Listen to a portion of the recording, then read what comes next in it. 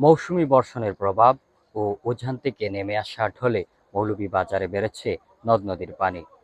ধলাই, কুশিয়ারা, জুড়ি নদীর পানি বিপৎসীমার নিচ দিয়ে প্রবাহিত হচ্ছে। তবে মনু নদীর পানি বিপৎসীমার উপর দিয়ে প্রবাহিত হচ্ছে। মৌলভীবাজার জেলার যে সকল নদ-নদীগুলো রয়েছে, সেই নদ-নদীগুলোর যে বাঁধ রয়েছে, সে বাঁধগুলো ঝুঁকিপূর্ণ অবস্থায় রয়েছে। পানি উন্নয়ন বোর্ড সূত্রে জানা গেছে, বাঁধগুলোতে কঠোর নজরদারি রাখা হয়েছে।